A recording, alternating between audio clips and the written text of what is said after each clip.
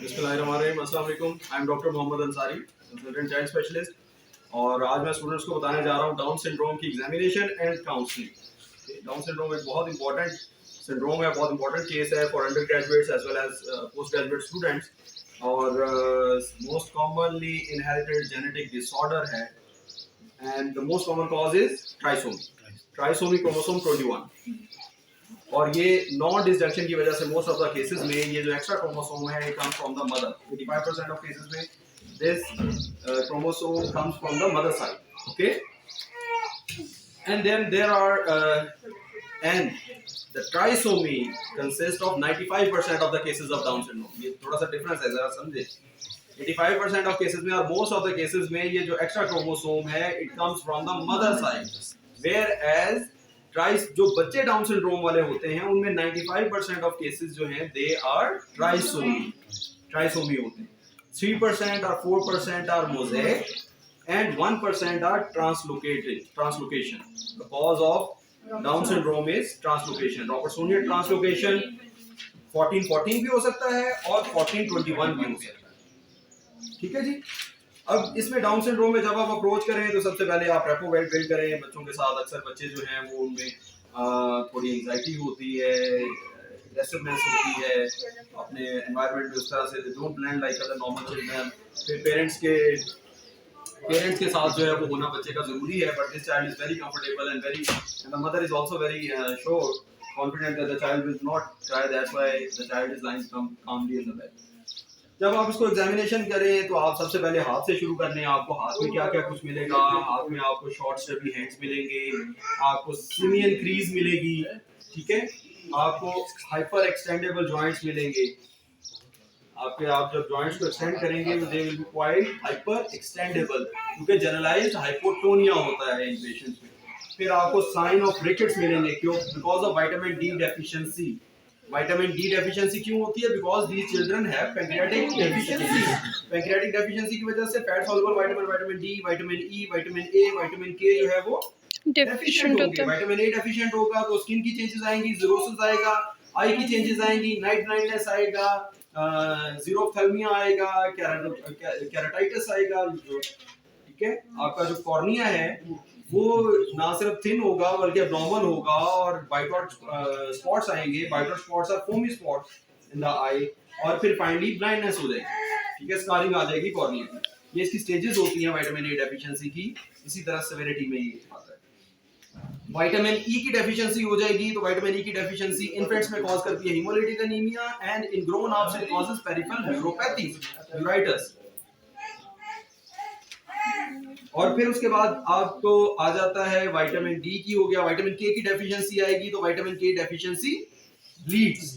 Vitamin के जो है वो एक बहुत इंपॉर्टेंट फैक्टर है which is required for the synthesis of clotting factors. कौन से होते हैं विटामिन के डिपेंडेंट फैक्टर्स? 2, 7, 9, 10, ठीक है, okay. And protein C and S and वो भी इसी के साथ बनते हैं, ठीक है, जबरदस्त। अब ये सारी चीजें आपको, ये भी अलामत आपको नजर आ सकती हैं। ब्रूजिबिलिटी होगी, इनकी स्किन सबक्यूटेनियस टिश्यू जो होता है वो भी बड़ा फ्लेल सा और बड़ा अनस्टेबल सा होता है, इस वजह से इजी ब्रूजिबिलिटी भी आ सकती है। इससे ऊपर जाए हम जी, हेड की तरफ चले जाते हैं। जब जैसे बेबी पैदा होगा तो उसका एक तो एंटीरियर फॉन्टिनल बहुत बड़ा होगा, पोस्टीरियर फॉन्टिनल भी होगा और यहाँ पे ऊपर एक थर्ड फॉन्टिनल भी होगा, ठीक है जी। जब आप फेशियल्स की तरफ आएंगे तो अपवर्ड स्लैंटिंग आईज होंगी, लो सेट ईयर्स होंगी, फ्लैट नेजल ब्रिज होगा जैसा कि इस बच्चे में नजर आ रहा है। एपिकैंथल फोल्ड होंगी। इस बच्चे में बहुत अच्छी एपिकैंथल फोल्ड नहीं नजर आ रही, बहुत लाइट सी एपिकैंथल फोल्ड है। इधर बाकायदा एक फोल्ड होगी इस तरह से, जैसे ये देखें मैंने बना के दिखाई है, लाइक दिस, ठीक है। इस तरह से एक एपिकैंथल फोल्ड होगी, ठीक है, एपिकैंथल फोल्ड होगी। फिर हाइपरटेलोरिज्म होगा। If you can fit an eye between the two eyes, this is hypertelorism. समझ आई बात की? If you can fit an eye between the two eyes, अगर आप पूरी एक आई को इजीली फिट कर लेते हैं, बिल्कुल स्नगली नहीं, इजीली, ठीक है। स्नगली तो शायद हर एक की फिट हो जाए, but if you can easily fit an eye between the two eyes, this is the sign of hypertelorism. Then the children will have protruded tongue. क्यों protruded tongue? Because they have larger tongue, smaller oral cavity, and they have larger tongue. They have brachycephaly. अब इस बच्चे में आप देखेंगे ना तो इसका flat है occiput, बिल्कुल occiput is flat. This is called brachycephaly. ठीक है। इसके साथ फिर एसोसिएटेड एब्नॉर्मेलिटीज आती हैं, ब्रेन की भी एब्नॉर्मेलिटी आती है डेवलपमेंटली, यानी कैप्लोमलेशिया हो सकता है, जो अच्छा ग्रो नहीं करता, माइक्रोकेफलिक होते हैं ये बच्चे। फिर थोड़ा सा नीचे चलें आप, नेक में जाएं तो atlanto axial instability, atlanto axial instability, that's why atlanto axial instability की वजह से these children are told never to play contact sports। जो ओडोंटॉइड प्रोसेस होता है इसका सेकंड वर्टेब्रा का, जो ऊपर फर्स्ट वर्टेब्रा में जा रहा होता है, वो बिल्कुल अनस्टेबल होता है, वो बिल्कुल लूजली फिट होता है, स्नगली फिट होता है, जिसे हम आम जुबान में मनका कहते हैं। जब when somebody is given death by hanging, तो ये मनका ही होता है जो टूटता है और ट्रेवर्स होती है स्पाइनल कॉर्ड, तो डेथ होती है। तो ये जो उसका जो ओडोंटॉइड प्रोसेस होता है सेकंड वर्टेब्रा का, सर्वाइकल वर्टेब्रा का, ये बहुत लूजली फिट होता है और ये इजीली वहां से निकल आता है। तो इस वजह से contact sports like hockey, football, rugby, soccer, ठीक है, इस तरह की कॉन्टैक्ट स्पोर्ट्स आप उसको अलाउ नहीं कर सकते किसी भी। फिर आप उससे नीचे आएंगे थोड़ा सा, यहीं पे एक नेक में कुछ और देख लेते हैं। Because these patients are more prone to develop leukaemias, तो you can have lymphadenitis, they have malabsorption syndrome, you can get pallor, ठीक है, they can have liver pathologies, hepatic abnormalities हो सकती हैं, hepatic metabolic diseases हो सकती हैं, तो आपको जॉन्डिस भी मिल सकता है, ठीक है। फिर इनके आईज में जो है वो ब्रश फील्ड स्पॉट्स होते हैं, ब्रश फील्ड स्पॉट्स जो है वो हाइपोमेलानोटिक स्पॉट्स होते हैं, ठीक है। हमार्टोमास हो सकते हैं, हमार्टोमास आर बेसिकली वेस्कुलर मैलफॉर्मेशंस होती हैं, वो भी आइरिस के ऊपर नजर आती हैं, ठीक है। ब्रश फील्ड स्पॉट्स भी आइरिस के ऊपर नजर आती है, और इस आई में, इस बच्चे में है, इस वीडियो में तो जाहिर डेफिनेटली नहीं नजर आ सकता, लेकिन इस बच्चे में ब्रश फील्ड स्पॉट्स हैं, ठीक है जी। फिर और इसके नेक से नीचे आए तो आप चेस्ट की तरफ आ जाएं। चेस्ट में आपको साइन नजर आएंगे रिकेट्स के। इस बच्चे में हम अगर थोड़ा सा ऊपर उठा के देखें तो आपको ये इसका जो लोअर कॉस्टल मार्जिन है ये इवर्ट हुआ है, और इसके दरमियान ये जो जगह है this is called Harrison circus. ये बहुत प्रोमिनेंट नहीं है, कुछ बच्चों में बहुत प्रोमिनेंट हो सकता है, ठीक है। ये हैरिसन सर्कस है। फिर स्टर्नम की एब्नॉर्मैलिटी देखें, इसको क्या हुआ है, this is called pigeon chest. Pectus carinatum, उस दिन एक्सिवेटम दिखाई थी एक दिन, अब ये कैरिनेटम है, ठीक है। यहाँ से रिब सारी अंदर की तरफ जो है वो थोड़ी सी पुल हुई है बिकॉज ऑफ रिकेट्स, क्योंकि विटामिन डी डेफिशिएंसी है, उसको vitamin D he can not absorb because of pancreatic insufficiency. फिर हार्ट की तरफ जाए, फिर चेस्ट की तरफ ही थोड़ा सा और बात कर लेते हैं। बार-बार इनको चेस्ट इन्फेक्शंस होती हैं, they develop repeated pneumonias, pneumonia develop होने की वजह से इनको पल्मोनरी हाइपरटेंशन डेवलप होती है, they develop cor pulmonale ultimately, and most of the children die because of either cor pulmonale or severe pulmonary infections, ठीक है। कॉल पल्मोनियल के अंदर पल्मोनरी इन्फेक्शन साथ ही, पल्मोनरी हाइपरटेंशन साथ ही आ गई ना, तो इन्फेक्शंस की वजह से, निमोनियाज की वजह से यूजुअली दीस चिल्ड्रन डाई इन इन्फेंसी और अर्ली इयर्स ऑफ लाइफ। फिर हार्ट की तरफ चले जाएं तो हार्ट में सबसे कॉमन इसमें क्या एब्नॉर्मैलिटी होती है, AVSD, endocardial cushion defects, AVSD endocardial cushion defects. उसके बाद फिर VSD होती है, उसके बाद ESD होती है, उसके बाद PDA भी हो सकता है, ठीक है। साइनोटिक हार्ट डिजीज भी कुछ आ सकती है, but AVSD is the most common cause जो कार्डियक एब्नॉर्मैलिटी में नजर आती है। फिर आप जब नीचे एब्डोमेन में आएंगे तो पॉट बेली मिलेगी आपको, क्योंकि जनरलाइज्ड हाइपोटोनिया है तो आपको पॉट बेली मिलेगी, क्योंकि लिवर का भी मसला है, लंग का भी मसला है, तो साथ आप लिवर पैल्पेट करेंगे तो आपको लंग का मसला और हार्ट का भी मसला है, सॉरी। तो आप जब लिवर पैल्पेट करेंगे तो लिवर भी आपको पैल्पेबल मिलेगा, क्योंकि बैक प्रेशर आ रहा है बहुत सारा लिवर के ऊपर, ठीक है। फिर गट की जो बात करते हैं तो पैंक्रियाटिक इनसफिशिएंसी होती है, तो पैंक्रियाटिक इनसफिशिएंसी की वजह से बच्चे स्टिकी स्टूल्स पास करते हैं, constipation and sticky stools. Sorry, neck में एक और चीज मैं भूल गया हूं, हाइपोथायराइडिज्म की इसकी स्ट्रांग एसोसिएशन है, it has strong association with hypothyroidism. These children can have hypothyroidism, they can have annular pancreas. Annular pancreas होने की वजह से इनको ड्यूडिनल एट्रेसिया, ड्यूडिनल स्टेनोसिस ये भी हो सकता है, इनको ड्यूडिनल एट्रेसिया के चांसेस भी ज्यादा होते हैं। ड्यूडिनल एट्रेसिया का जब आप एक्सरे पे देखते हैं तो डबल बबल साइन आता है, ठीक है, डबल बबल साइन आता है एक्सरे पे, जब न्यूबॉर्न का करवाते हैं तो डबल बबल साइन आता है। फिर इनके स्टिकी स्टूल्स होंगे, इनको पैंक्रियाटिक एंजाइम रिप्लेसमेंट देनी पड़ती है। फिर developmental dysplasia of hip, developmental dysplasia of hip के चांसेस ज्यादा होते हैं। सेक्सुअल इन्फेंटिलिज्म के चांसेस इनमें ज्यादा होते हैं, ज्यादा क्या होते हैं, होते ही होते हैं, यानी इनमें प्यूबर्टी भी अचीव आमतौर पे नहीं होती। जो जिनको 47 XY है या 47XX है, जो उनको ट्राइसोमी 13 है, उनमें जो है वो मेच्योरिटी आना, प्यूबर्टल साइन आना थोड़ा सा कम चांसेस होते हैं, and these children usually cannot reproduce, although some mosaic children they can reproduce, लेकिन जिन बच्चों को फुल ब्लोन डिजीज होती है वो नहीं कर सकते। फिर इनकी ओवरऑल डेवलपमेंटल डिले होता है, इनकी walking, crawling, independent walking, independent standing, ये सारी चीजें डिले होती है, क्योंकि जनरलाइज हाइपोटोनिया होता है। आप सारी बॉडी में देखते हैं तो हाइपोटोनिया होता है, ठीक है।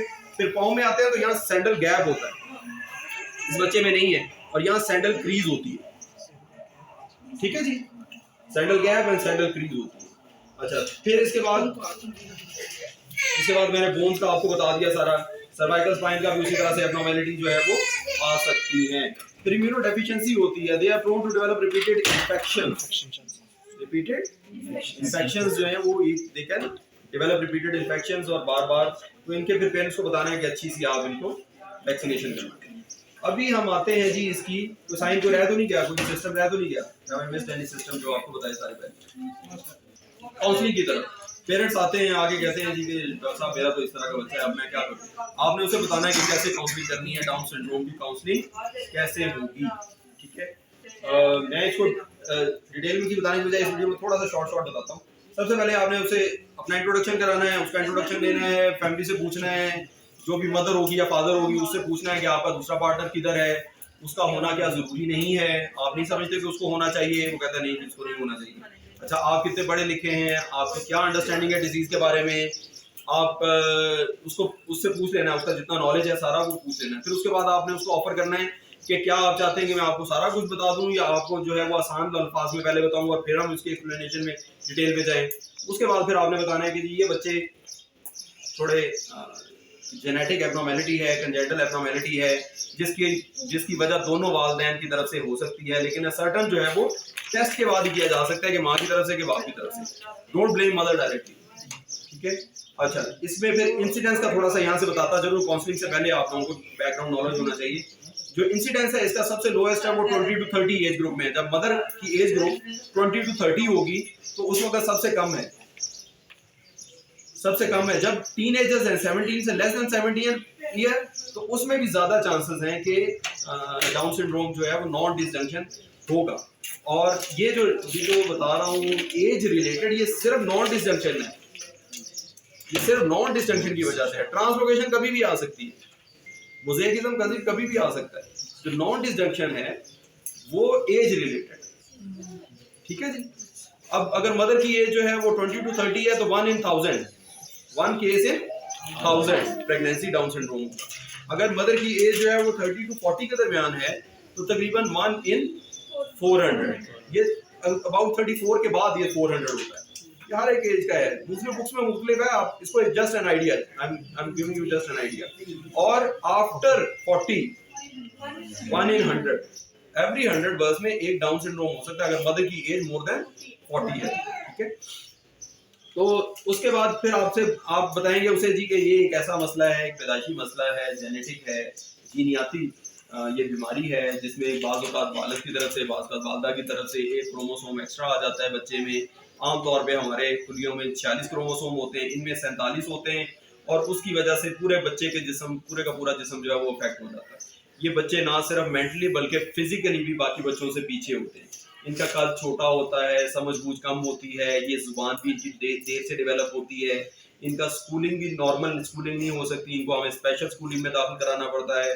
स्पेशल स्कूलिंग में ना सिर्फ इनकी स्पीच के ऊपर काम होता है, इनके बिहेवियर के ऊपर काम होता है, बल्कि इनकी जो है वो इनको नॉर्मल सोशल स्ट्रीम के अंदर लाने की कोशिश भी की जाती है कि इनको स्पेशल कोटा के ऊपर जो जॉब्स होती हैं उनमें से इनको हिस्सा मिल सके। फिर इसके इश्यूज क्या आप बताते हैं कि इसको कॉन्टैक्ट स्पोर्ट नहीं खेलने देनी, इसको दिल का मसला हो सकता है, बार बार इन्फेक्शन हो सकती है, वैक्सीनेशन टाइम से करवाएं, इसका स्टूल इस तरह के होंगे, उसके लिए हम पैंक्रियाटिक एंजाइम रिप्लेसमेंट देंगे इस बच्चे को। इसकी ग्रोथ के लिए हम देखेंगे कि क्या इसको हमें लेटर ऑन ग्रोथ हार्मोन तो नहीं देना पड़ता, इसकी प्यूबर्टल प्रॉब्लम हो सकते हैं, उस स्टेज पे हम क्या करेंगे, ठीक है। वो आपने सारी चीज़ें उसको एक्सप्लेन करनी है, इसकी ग्रोथ और डेवलपमेंट के बारे में हर एक चीज़ एक्सप्लेन करनी है। फिर पेरेंट्स की तरफ से आमतौर पर सवाल 3 4 5 तरह के सवाल आते हैं कि जी क्या कैन दिस चाइल्ड मैरी, फिर उसका एप्रोप्रिएटली आपने जवाब देना है कि टाइम जैसे आएगा तो जैसे जैसे गुजरेगा बच्चा तो उससे वैसे वैसे हम बताएंगे आपको। और फिर पूछते हैं जी कि अगले आने वाले बच्चे में क्या चांस है, तो फिर उसका जवाब ये है, ये बड़ा इंपॉर्टेंट सवाल है। अब ये उसका जवाब ये है कि जी आप दोनों पेरेंट्स का, बच्चे का भी हम टेस्ट करेंगे, आप दोनों पेरेंट्स का भी कैरियोटाइपिंग करेंगे। उसमें हम देखेंगे कि आप दोनों पेरेंट्स के अंदर कहीं ट्रांसलोकेशन तो नहीं है, मोज़ेकिज़म तो नहीं है। अगर आप दोनों पेरेंट्स नॉर्मल हैं और बच्चा सिर्फ डाउन सिंड्रोम ट्राइसोमी की वजह से है, तो अगले बच्चे में 1% ज्यादा चांस हो गया, यानी ये 40 से अबव एज अगर है तो 1 in 100 था, तो अभी 1% और ऐड हो गया तो इसमें क्या हो गया, 2 in 100 हो गया, 1 in 50 हो गया। ठीक है, 1% addition to age specific prevalence, age specific incidence में। अगर इसी तरह से 20 से 30 के दरमियान है तो वो अगर 1000 में एक है तो अभी आप कहेंगे 500 में से एक चांस है आपका। ठीक है, बट इसमें जो इंपॉर्टेंट चीज है वो ये है कि अगर रॉबर्टसोनियन ट्रांसलोकेशन है, पेरेंट्स किसी एक में पेरेंट में भी रॉबर्टसोनियन ट्रांसलोकेशन है, तो फिर उसमें 100% चांसेस होते हैं कि नेक्स्ट बेबी में भी होगा। उसमें दो तरह की ट्रांसलोकेशन है, एक 14-14 है, एक 14-21 है। जो 14-14 है उसमें 100% चांस होता है, लेकिन जो 14-21 है उसमें 15% चांस आता होता है। ठीक है, ये थोड़ी सी डिफरेंट है और ये बहुत कम बुक्स ने लिखा है। अक्सर बुक्स जो है ना बस वो कहते हैं ट्रांसलोकेशन होगी तो बस 100%, किसी एक पेरेंट में भी ट्रांसलोकेशन आ गई। और मोज़ेकिज्म जो है वो भी अनसर्टेन है। मोज़ेकिज्म जो अगर पेरेंट में किसी में एक में मोज़ेक आ गया है फिर वो भी अनसर्टेन है कि कितने परसेंट होगा। ठीक है, यानी बिल्कुल इस तरह से अनसर्टेन नहीं है वो, it will be about 4 to 5 times higher incidence as compared to normal population. ठीक है जी, ये था आज का प्रेजेंट।